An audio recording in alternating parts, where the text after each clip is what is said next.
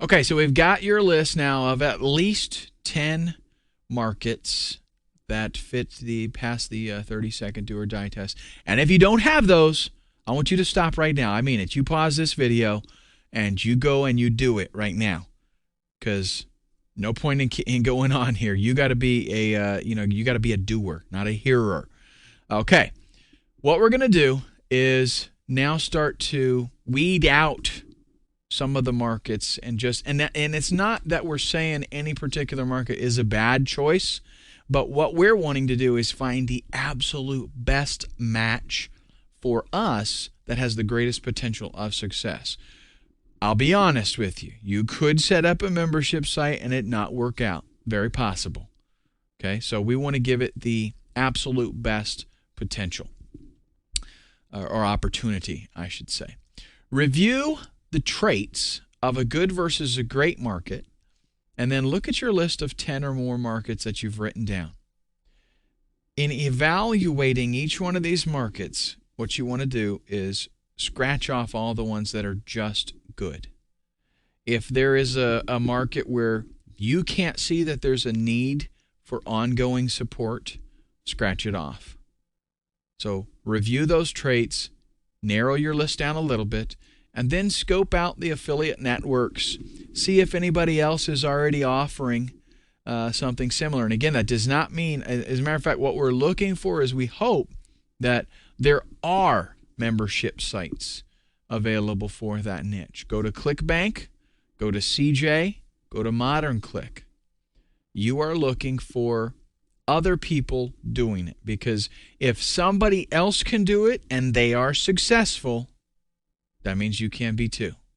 If there's absolutely, no membership site for that niche, more than likely, I know there's going to be the temptation to think, oh, I found the golden egg. Probably not, you didn't, okay? Probably somebody set one up and it didn't work out. That's probably what happened. Now we're going to sort the list. What you're going to do is, let me get the rest of this stuff up here. My slide must have gotten backwards or something. What you're going to do is evaluate each thing that's left in your list and give it 1 point for everything on the left that it matches up to, and give it 2 points for everything on the right that it matches up to. Okay? So, if my niche was going to be hunting, for example, I would go through here and I would say related affiliate programs. Yes, there are, if I do some research and I find out that there are affiliate programs out there for hunting stuff, I'd give it a check and I'd put, a 1 by hunting.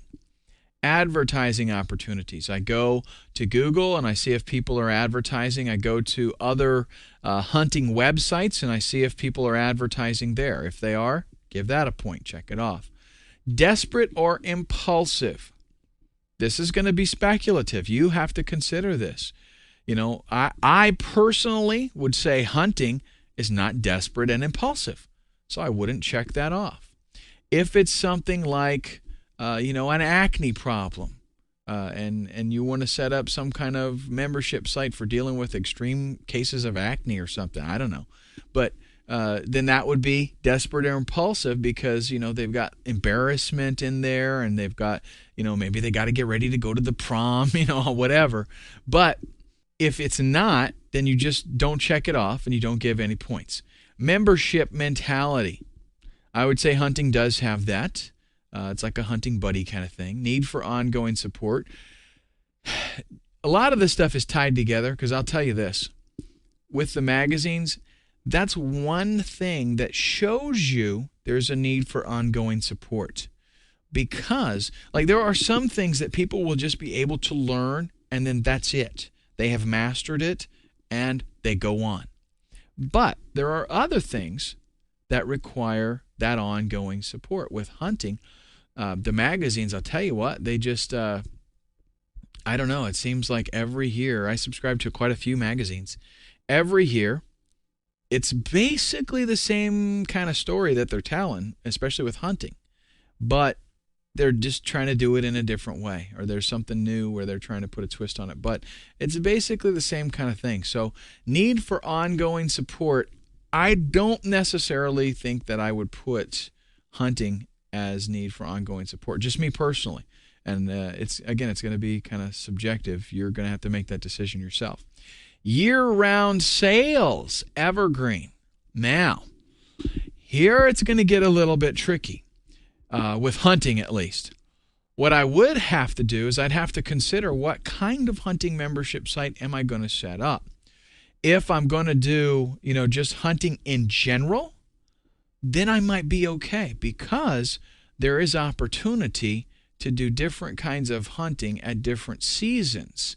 And I could have different sections in my membership site and a forum and all of that. And potentially there, I could go ahead and say, year-round, yes, it's definitely going to be okay, because, they've got the deer season, and then they're going to do turkey, and they're going to do, coyote and fox and all these different things, if I'm tying it together. If, however, I was doing a hunting website, hunting membership site that was specifically for deer, that probably wouldn't be a good deal then, because that is going to be seasonal. There's a deer season, and it's not very long, at least not long enough for me. And what that means is that during the off season, not probably really going to get a lot of traffic to my membership site. Nobody's going to be like busting the doors down to get in, because maybe a month or two even before deer season opens up, I might see some people coming in because they want to read up and learn and stuff. And then throughout the season, fine, but then it's going to taper off after that. I don't want that, right? So depending on the kind of site that you're going to set up, you got to think about these things. If it is year-round, put a check, put a 1 beside it. Okay, now these over here, these are worth 2 points because they carry more impact. Do I have a personal interest or a skill? In other words, is this something that I really like and enjoy, and do I know how to do it? If that is the case, check it off. Give yourself 2 points for that particular idea. High ticket market. Are there expensive things that could be sold in this niche? With hunting, of course, I've got rifles, I've got bows, crossbows, and yes, you can actually sell this stuff even though it's a membership site. If nothing else, you can go to CJ and you can get an affiliate link, and you can promote a crossbow to the people on your membership site that are bow hunters. And when they click the link and they go to the website for the CJ vendor, you're going to get a commission on that. So if there's high ticket items, 2 there. A story to tell. The reason this is so powerful, and it's in the right column here, is because it's a high selling point. If you've got a story to tell, like, for example, I say that you were fixing to declare bankruptcy, or your house was going to be foreclosed on, or whatever, and you got yourself out of financial hardship, and now you're making, $200K a year. If you've got that story that you can personally tell, very powerful, very, very powerful. Existing membership sites. If there are already sites out there, again, remember I said that's not a bad thing. That doesn't scare us off. That excites us. Yes, there are successful membership sites out there. All I got to do is differentiate myself, do something a little better or a little different, and then get the traffic. And I'm going to have, I'm probably going to be successful as well because there's people interested.